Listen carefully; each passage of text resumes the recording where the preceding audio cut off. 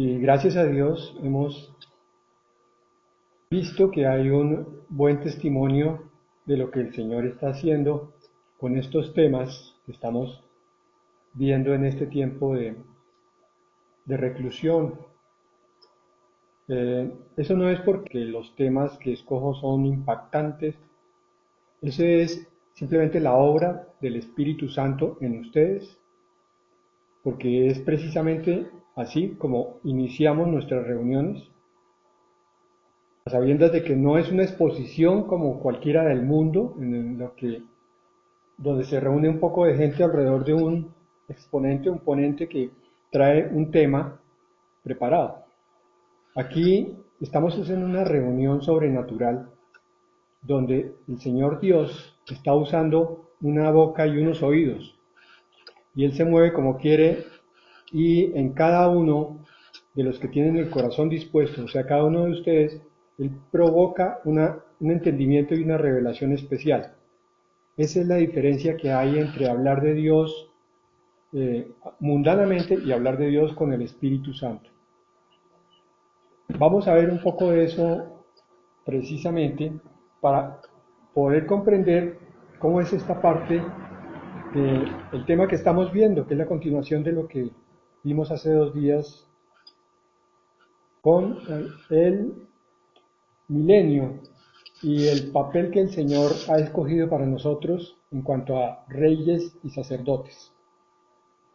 Miremos 3 versículos que están en el capítulo 7 de Daniel para después hacer un pequeño paréntesis y entrar de lleno en el tema del reino milenial.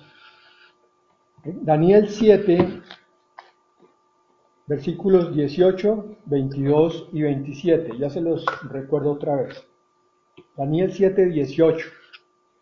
Recuerdan que estuvimos viendo Apocalipsis 19, donde estaba descrita la forma como el Cordero baja montado en el caballo blanco y detrás de él bajan los ejércitos celestiales.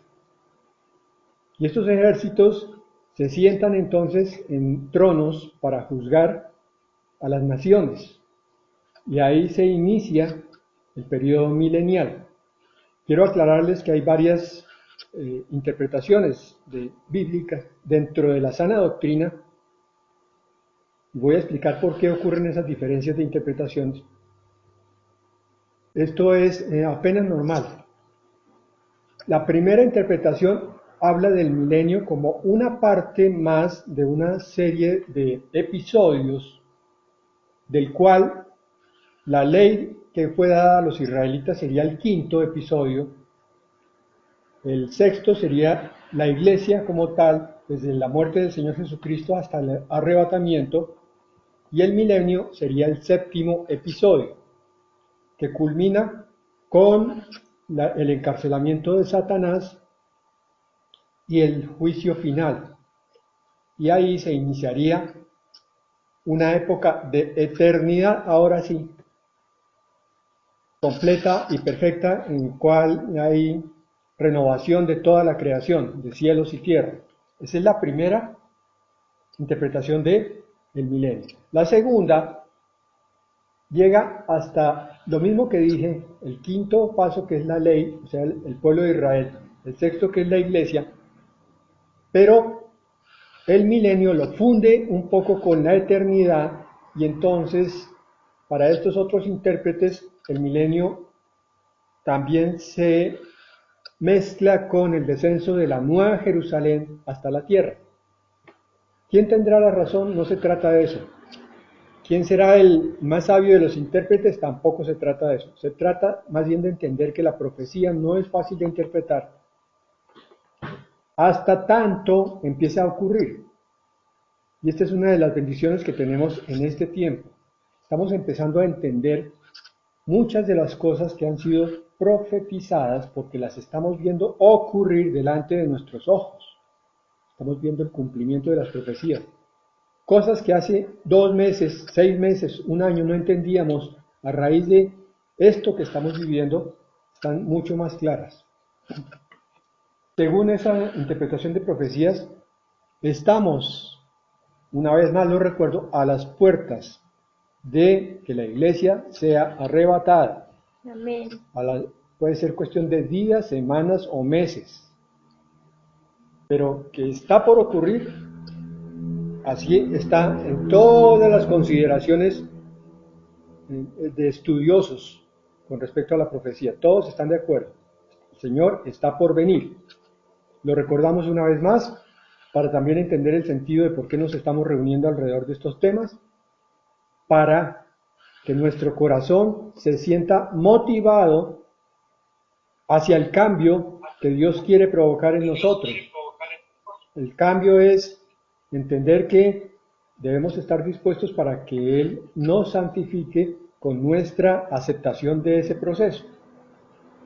Ya voy a tocar algo de eso ahorita porque voy a regresar entonces a Daniel 7 como confirmación de lo que vimos en Apocalipsis 19 hace 2 días.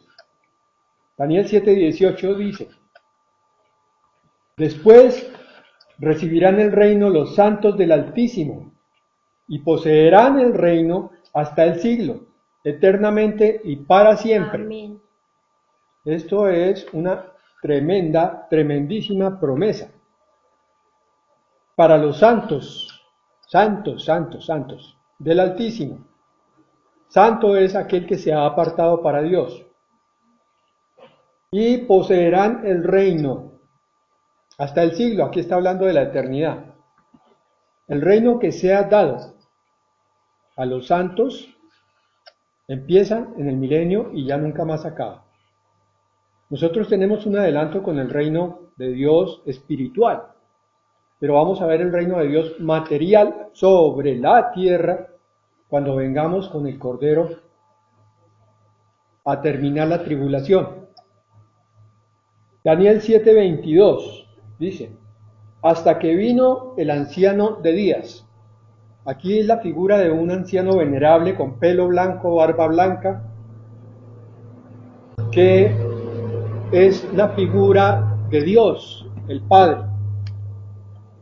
Y se dio el juicio a los santos del Altísimo. Miren, esto está profetizado desde el Antiguo Testamento. Lo que vimos en Apocalipsis 19, sobre que veníamos para sentarnos en los tronos para juzgar a las naciones, está profetizado en Daniel 7:22. Se dio el juicio a los santos del Altísimo, obviamente con la, pudiéramos decir, presidencia, o simplemente la dirección del Señor Jesucristo, como esposo. Él es el que preside el consejo de juicio, pero nosotros vamos a estar allí. Estoy repitiendo esto para que cada uno de ustedes en su corazón coloque el sentido de la importancia de prepararnos para esto. Yo sé que ahora vienen una serie de preguntas internas que ya vamos a responder. Y llegó el tiempo, continúa diciendo Daniel 7:22, y los santos recibieron el reino. Si el arrebatamiento fuera en este preciso momento, dentro de 7 años exactos, aquellos de nosotros, de ustedes, que estuvieran listos para ser arrebatados, estaríamos viendo el cumplimiento del reino, dentro de 7 años exactos, apenas termine la tribulación. Y Daniel 7:27, y que el reino y el dominio y la majestad de los reinos debajo de todo el cielo, dijo, los reinos, se ha dado al pueblo de los santos del Altísimo, otra vez, cuyo reino es reino eterno y todos los dominios le servirán y obedecerán. Y aquí los dominios se refieren a las potestades angélicas y las potestades humanas, o sea, los reyes humanos, los gobernadores humanos de la tierra y los ángeles que tienen poder, todos servirán a los santos del Altísimo.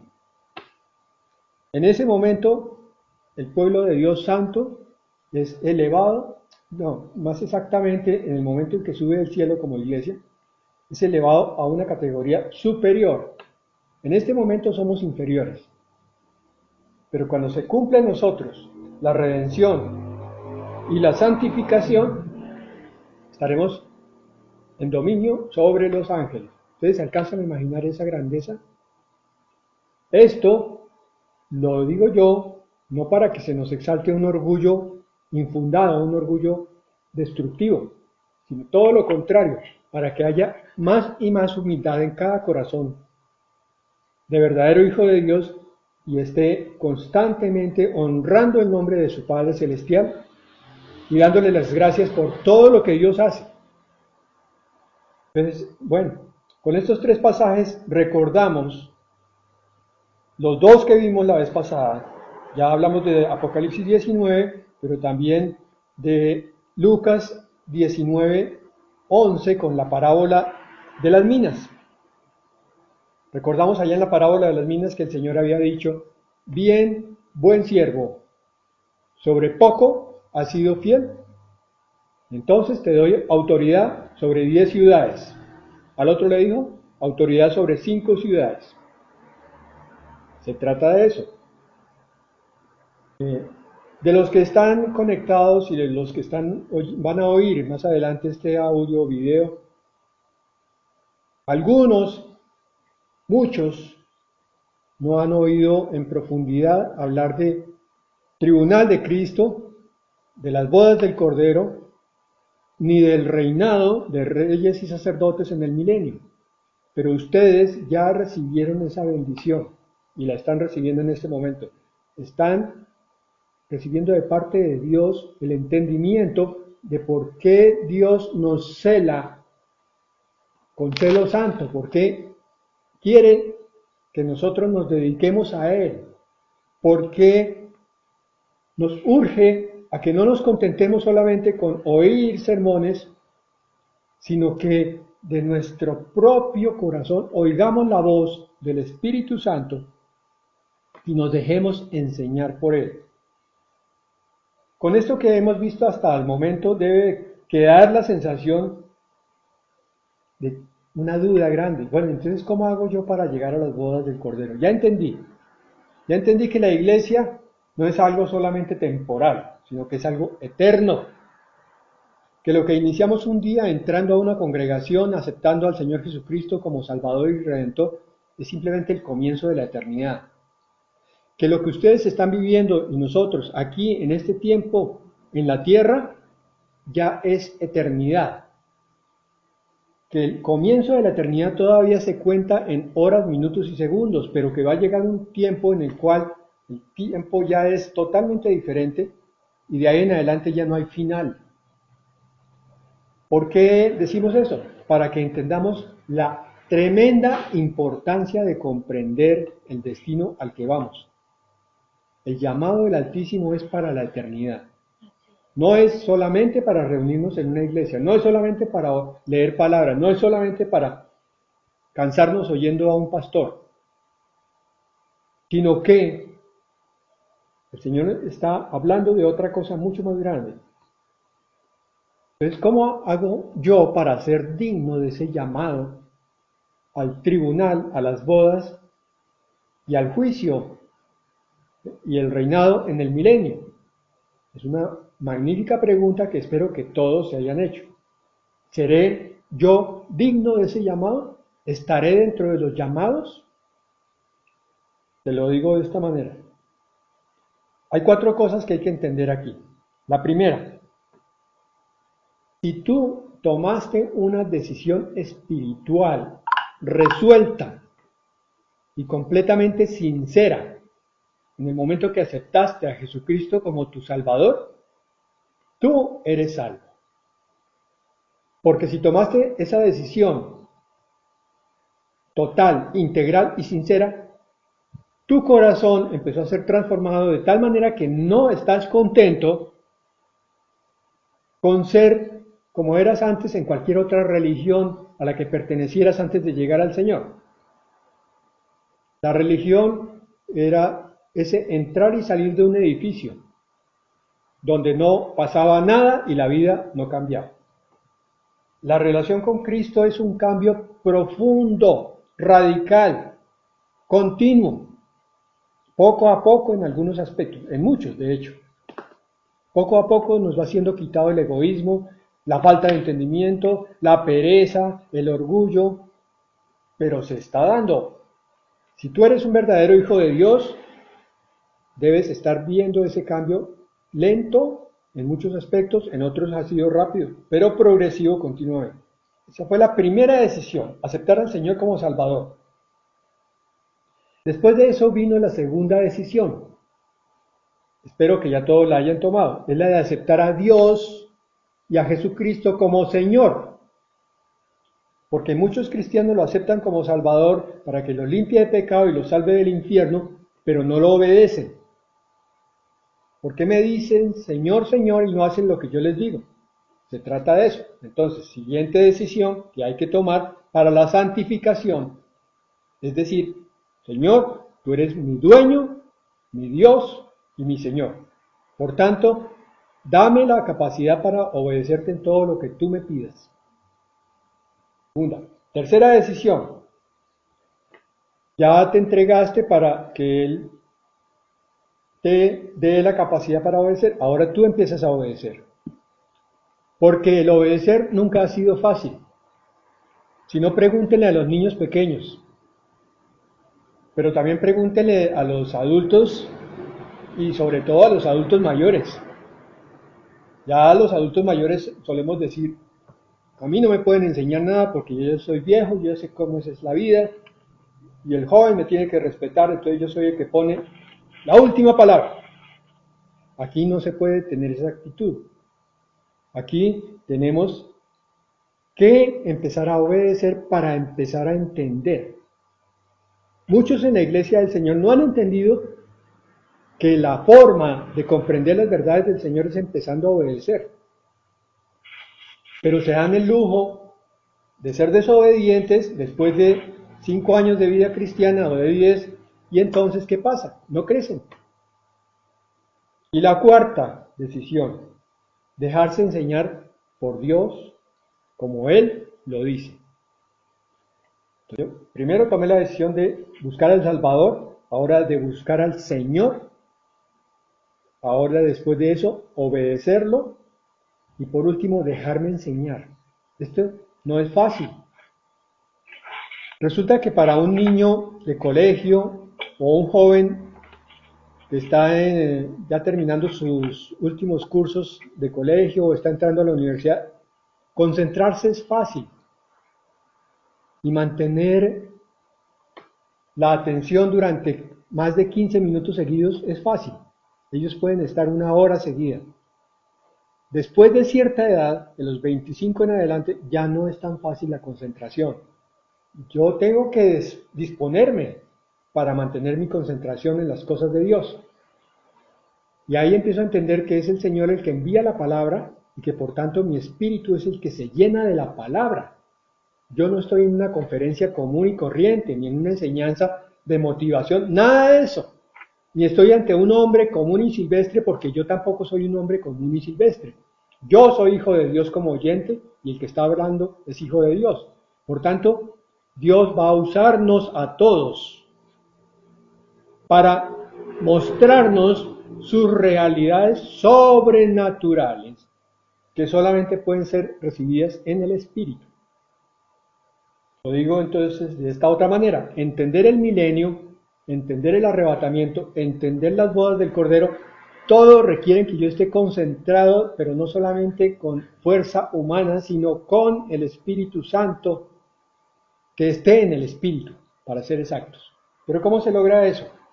Bueno, vamos a ver algunas cosas hoy, porque parece que el Señor va a profundizar esta enseñanza para el domingo. Vamos a ver. Vamos a mirar 2 pasajes que están en Juan 14 y Juan 16. Ya los habíamos estudiado cuando miramos en detenimiento el Evangelio de Juan. Hoy lo recordamos. Juan 14, 26. Mas el Consolador, el Espíritu Santo, a quien el Padre enviará en mi nombre, Él os enseñará todas las cosas y os recordará todo lo que yo os he dicho. Bueno, en este versículo nos está describiendo a la tercera persona de la Trinidad que se reveló básicamente en el Nuevo Testamento, aunque En el Antiguo Testamento hay alusiones al Espíritu de Jehová. Frecuentemente, los judíos no entendieron. Lo triste es que muchos cristianos tampoco han entendido al Espíritu Santo, entonces no tienen una relación abierta y cercana con Él. Conocen al Padre, se relacionan de cierta manera con el Hijo, pero con el Espíritu Santo casi no se relacionan. Y aquí dice algo que es muy importante. El Espíritu Santo es el que os enseñará todas las cosas. Primero, el Espíritu Santo es invisible. Nunca lo vas a ver. Como es espiritual, muy probablemente la gran mayoría de las veces no lo vas a sentir. No vas a saber cuando Él está hablándote o está guiándote o te está recordando algo. Entonces, ¿cuál es la forma para dejarse enseñar, como dice aquí, de todas las cosas por parte del Espíritu Santo? Mediante la fe, creyendo. O sea, si tú en este momento haces un alto en tus pensamientos acalorados, afiebrados, y dices: Señor, ante este versículo tuyo de Juan 14:26, yo digo amén, lo creo, y estoy, es más, confirmando y pidiéndole a tu Espíritu Santo que me enseñe estas cosas hoy. Y cada vez que yo lea la palabra de Dios, y cada vez que yo vaya a orar, y cada vez que vaya a actuar, voy a creer por fe que Él me empieza a controlar. Para algunos, hoy será el día del arranque, los que tomen la decisión. Para otros, será un recorderis. Se trata de, mis hermanos, vivir por fe. Vivir por fe es creyendo que la palabra nos revela que hay una tercera persona de la Trinidad, que se llama el Espíritu Santo, que está dentro de ti, que tú lo recibiste en el preciso momento en que el Señor Jesucristo te salvó, y que ese Espíritu Santo, como una mamá tierna, bondadosa, amorosa y muy suave, muchas veces va a guiar tu pensamiento, tu voz, tus palabras y tus acciones, y va a recordarte, a enseñar todas las cosas. Es decir, tú sin el Espíritu Santo no puedes recibir esto que te estoy dando, esta palabra. Yo tampoco la puedo predicar sin el Espíritu Santo. El Señor Jesucristo vivió su ministerio por la llenura del Espíritu Santo, y Él era el Hijo de Dios. ¿Por qué tuvo que vivir con el Espíritu Santo? Por su carne, por su naturaleza humana. Él necesitaba la presencia del Espíritu dirigiéndolo en su carne. Y os recordará todo lo que yo os he dicho. Ese sí es fácil de evidenciar. Y es cuando un cristiano ha sido juicioso, leyendo la palabra, de pronto tiene que hablarle a otra persona y viene el recuerdo de un versículo, dice: yo no me acuerdo exactamente en qué parte queda, pero sí me acuerdo que decía esto. ¿Cuántas veces leyó ese versículo? Una. Y sin embargo se le acuerda casi al pie de la letra. El sentido es idéntico. Eso es un milagro. Ese milagro lo produce el Espíritu Santo. Él recuerda todo lo que se nos ha dicho.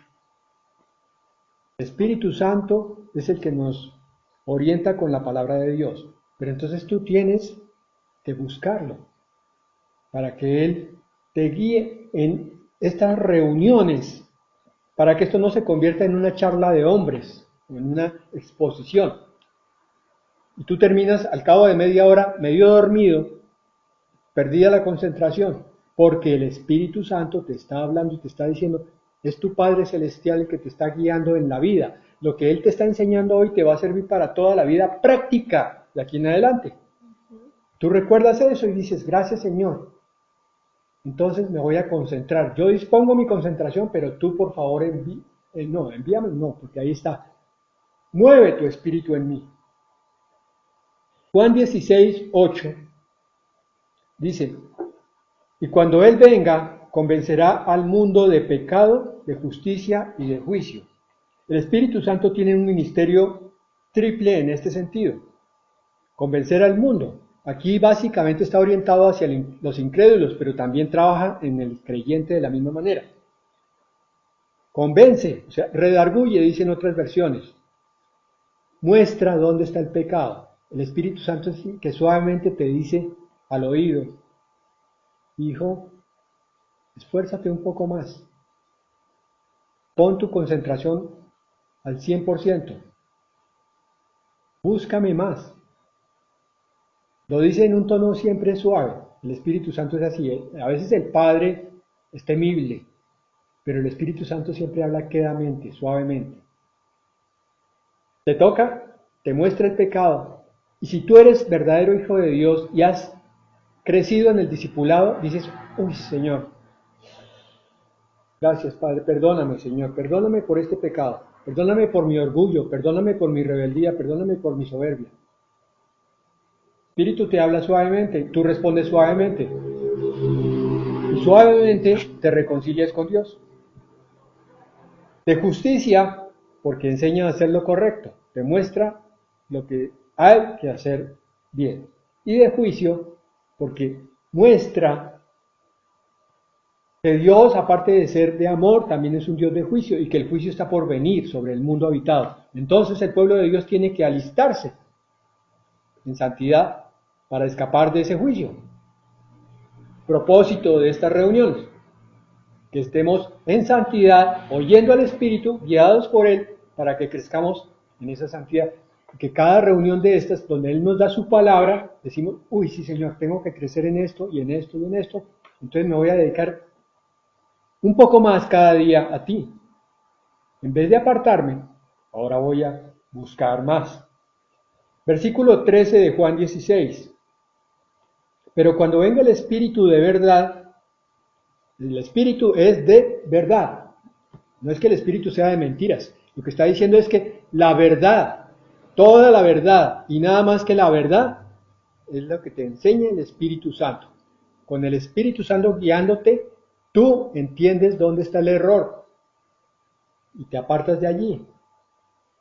Él os guiará a toda la verdad. Este Espíritu Santo es aquel al cual tenemos que acudir para pedirle que nos aparte de las falsas doctrinas. Doctrinas erradas que están hoy bombardeando a los creyentes. Miren, ustedes no se imaginan. Cada cierto tiempo alguien me pregunta en el chat, sea el de Maranata, donde están algunos de ustedes, o sea en el de Alimento para el Alma, donde están otros, pastor, ¿y esto lo puedo compartir? Y a algunos les digo, sí, perfecto, no hay ningún problema, pero a otros me toca decirles, qué pena, pero eso es falsa doctrina. ¿Por qué? Porque el diablo se ha levantado contra el pueblo de Dios. Y estas personas tienen la buena intención, estos hermanos cristianos tienen la buena intención de compartir algo, pero no se puede compartir todo lo que llega si no se escudriña y no se ha estado junto con el Espíritu de Dios para que Él muestre lo que es verdad y lo que es mentira.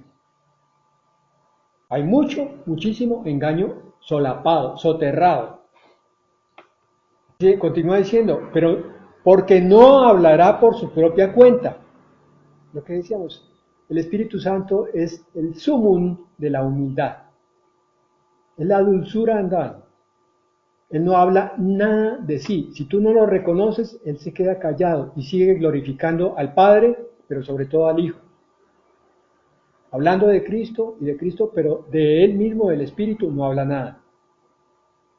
Y entonces muchos cristianos nos demoramos muchísimo tiempo en reconocer esa presencia que está en nosotros, que está allí, precisamente la que hace que nosotros seamos templo del Espíritu, para crecer en santidad. Sino que hablará todo lo que oyere y os hará saber las cosas que habrán de venir. ¿Qué dijo? Os hará saber las cosas que habrán de venir. Ese es el espíritu de la profecía. Ese es lo que estamos estudiando precisamente. Es el Espíritu Santo el que confirma todas estas cosas que han de venir. Él me glorificará porque tomará de lo mío y os lo hará saber. El que hablaba ahí era Jesucristo.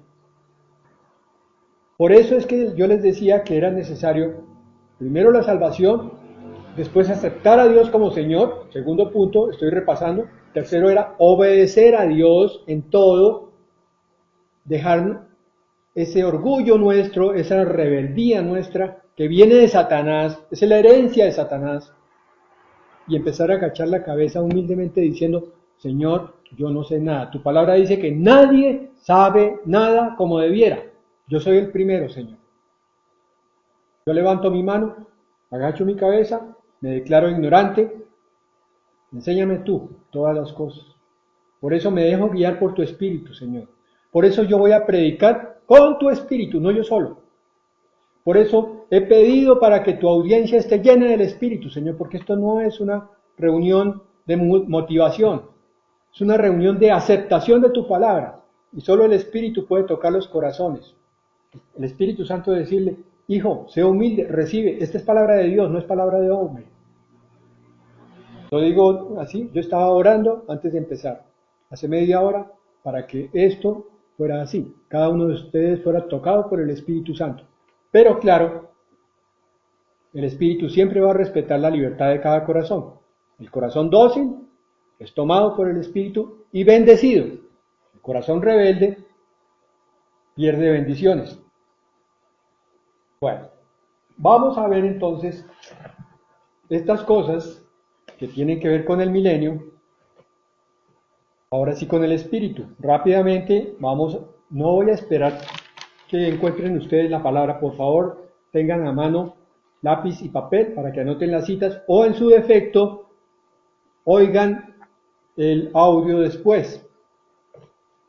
El milenio es la promesa que le hizo el Señor a Israel de que siempre habría un rey descendiente de David sentado en el trono y que a Israel le daría en posesión la tierra prometida por la eternidad. Hasta el momento Israel no la ha poseído, esa promesa está pendiente para ellos. En esencia, el milenio es para Israel, sin embargo nos toca a nosotros y vamos a ver cómo van a pasar muchísimas cosas. Por eso, la información principal que vamos a ver hoy es para lo que está ocurriendo en la tierra. El milenio será un reino de paz. Isaías 2, versículo 3 al 4. Oigan la palabra, por favor, concéntrense en esto. Y vendrán muchos pueblos y dirán, venid y subamos al monte de Adonai, o del Señor, a la casa del Dios de Jacob, y nos enseñará sus caminos y caminaremos por sus sendas. Son naciones que están reconociendo que Israel los va a guiar, porque de Sión saldrá la ley y de Jerusalén la palabra del Señor, y juzgará entre las naciones y reprenderá a muchos pueblos, y volverán sus espadas en rejas de arado y sus lanzas en hoces. No alzará espada nación contra nación, ni se adiestrarán más para la guerra.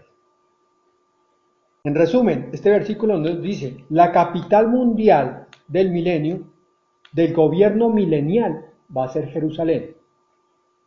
Allí va a estar el gobierno en pleno, que es ni más ni menos que el Señor Jesucristo con su iglesia, reinando sobre las naciones.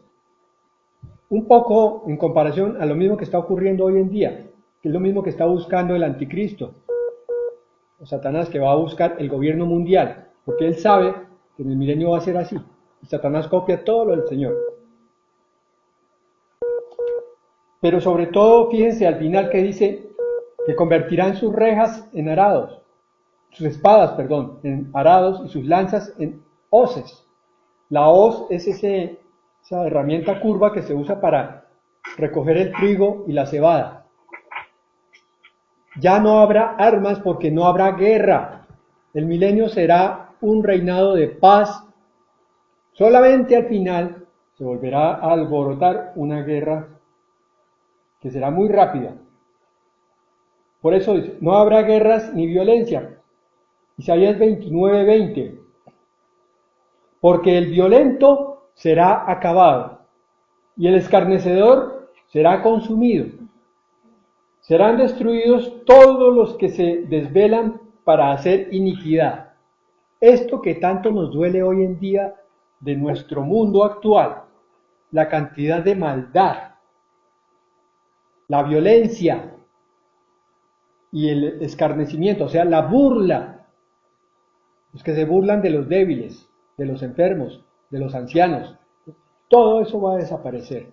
Va a ser un reinado muy especial, de paz y de tranquilidad. Otra característica, la naturaleza estará en perfecta armonía. Váyanse haciendo la figura mental allá y espiritual. Les ayudo haciéndoles un poquito la tarea. El Señor está restaurando el jardín del Edén donde estuvieron Adán y Eva aquí con esta palabra. A través del juicio de las naciones y el inicio del milenio, los pobladores de la tierra que hayan quedado, los pocos que hayan quedado, y la iglesia que viene del cielo, van a vivir en el paraíso terrenal otra vez. Isaías 11, 6 al 10. Morará el lobo con el cordero, vivirá el lobo con el cordero, y el leopardo con el cabrito se acostará. ¿Qué está diciendo? Que se acabarán los animales carnívoros, los que matan a otros. El becerro y el león y la bestia doméstica andarán juntos, y un niño, los pastoreará. La vaca y la osa pasarán, sus crías se echarán juntas, y el león como el buey comerán paja. Se acabaron los animales carnívoros, se acabó la destrucción y la sangre. Y el niño de pecho jugará sobre la cueva del áspid, de la serpiente, y el recién destetado extenderá su mano sobre la caverna de la víbora. No harán mal ni dañarán en todo mi santo monte, porque la tierra será llena del conocimiento del Señor, como las aguas cubren el mar. ¿Se dieron cuenta ahí? Está dándole una causalidad al daño, a la maldad, y es que no hay conocimiento de Dios, dice allí. Ya no dañarán más en mi santo monte, porque la tierra será llena del conocimiento del Señor.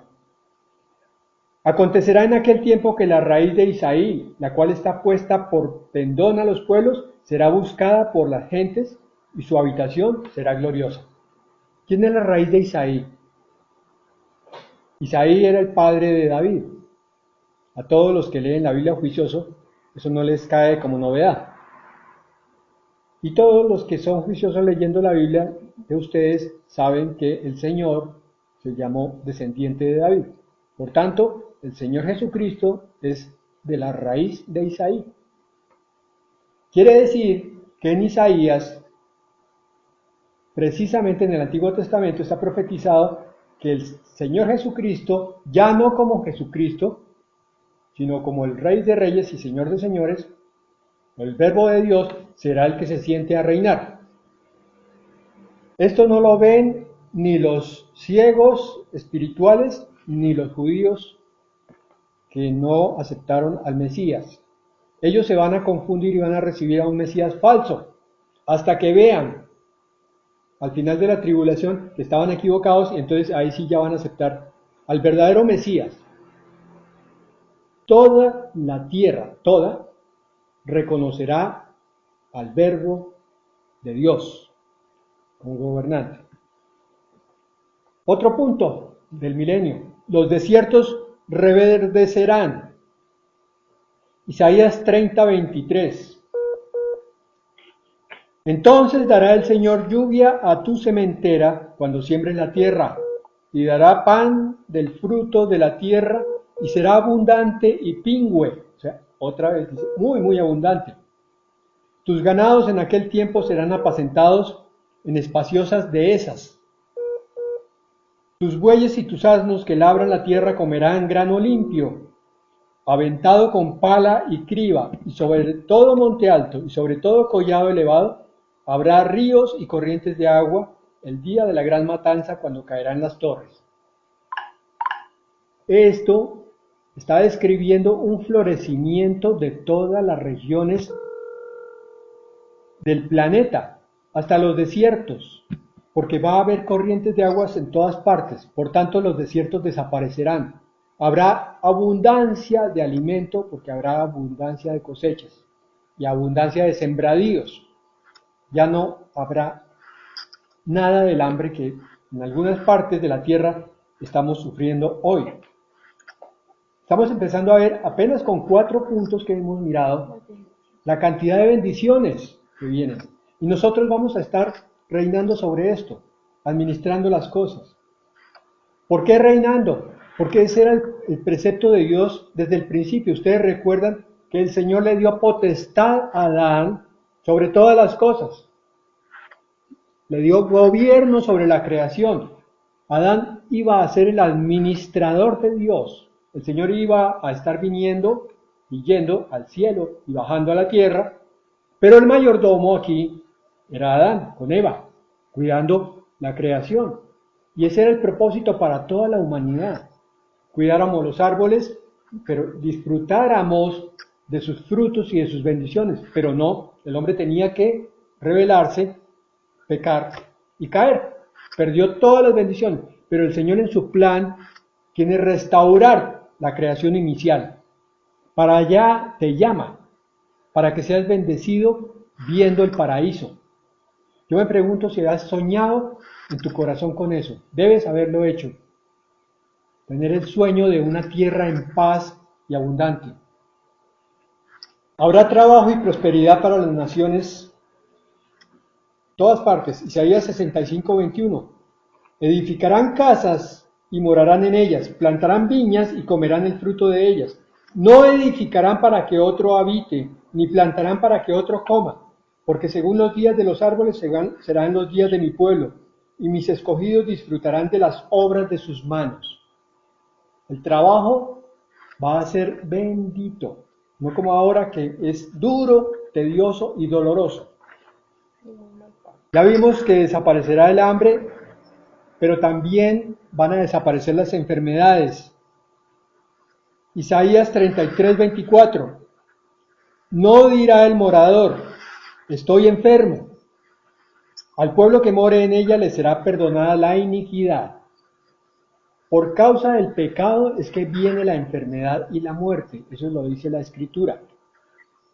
Como el Señor limpia de pecado la creación, entonces desaparecen las consecuencias del pecado, que eran básicamente 2. La muerte, la enfermedad por un lado, y la maldición sobre la creación, que produciría espinas y cardos. Ahora todo es bendecido, todo empieza a florecer nuevamente. Habrá gozo, Isaías 9:3. Multiplicaste la gente y aumentaste la alegría. Se alegrarán delante de ti como se alegran en la siega, como se gozan cuando reparten despojos. Si tú estás cansado de la vida, de los dolores corporales, de las enfermedades, o estás simplemente cansado del encierro, estás cansado del pecado que hay alrededor, de la forma como los inicuos tratan, espera para que veas lo que Dios va a hacer. Aliéntate con esta palabra. No estoy viendo todas las características, sino las principales. La palabra de Dios será la única ley. Isaías 2:2-3. Acontecerá en lo postrero de los tiempos que será confirmado el monte de la casa de Adonai como cabeza de los montes, y será exaltado sobre los collados, y correrán a él todas las naciones. Y vendrán muchos pueblos y dirán, venid y subamos al monte del Señor, a la casa del Dios de Jacob, y nos enseñará sus caminos.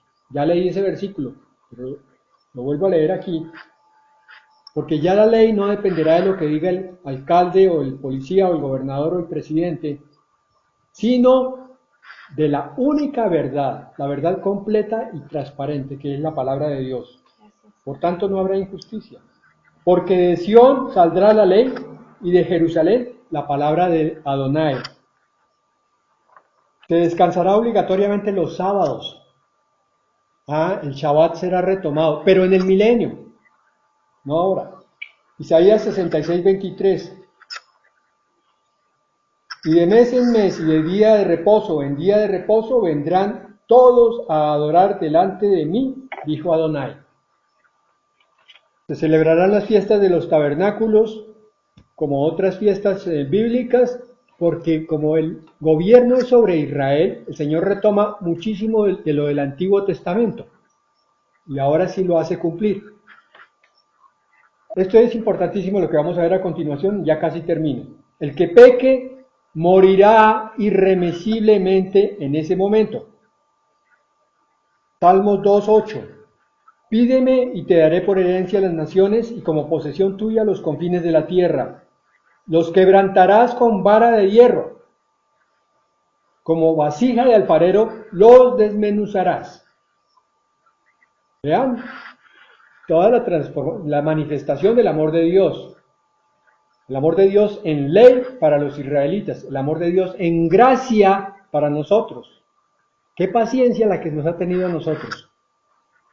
Nosotros tan rebeldes, tan tercos, y sin embargo el Señor nos espera. Pero ya se acaba ese tiempo de gracia y empieza otra vez un tiempo parecido al de la ley.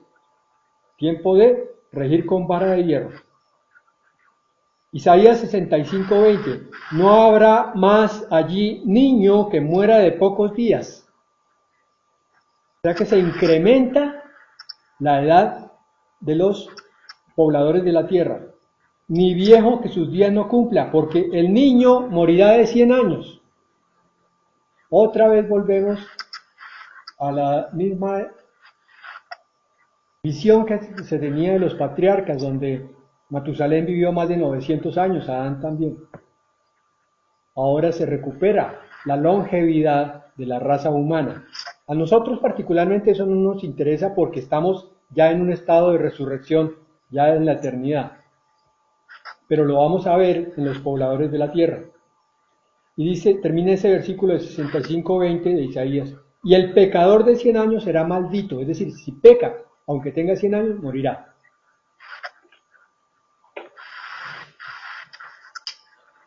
Bueno, hermanos, a grandes rasgos, les cité solamente unos pocos versículos para ver la calidad de vida que el Señor tiene destinado para sus pueblos, tanto el pueblo de Israel en la tierra, como el pueblo de Dios, la iglesia, ya en el estado transformado, gobernando con Él. Imagínense todo lo que vamos a ver. Imagínense si la eternidad será aburrida. Por favor, permitan en su corazón que les hable el Espíritu Santo y les muestre la grandeza de la esperanza a la que hemos sido llamados. Y entonces de esa manera tomen sus decisiones para dejarse santificar. Recuerden que el Espíritu Santo es el que nos muestra el pecado que debe salir de cada uno de nosotros. No hay necesidad de que nadie nos esté acorralando y diciendo, quite eso, quite eso. Oyendo el Espíritu Santo con corazón humilde, podremos estar siendo santificados continuamente. Él nos va quitando las cosas que nos estorban. Y ese es el plan de Dios, para que podamos estar disfrutando de esta bendición que espera a los pueblos de Dios. Amén. Amén. El Señor bendiga abundantemente a todos los que oyen su palabra, la ponen en su mente y su corazón y se disponen para que el Espíritu Santo permita que esa palabra se convierta en acción y en obra. Padre, te pedimos que bendigas, que fructifiques, que santifiques a tu pueblo para estar listo, Señor, para tu venida. En nombre de Jesús. Amén.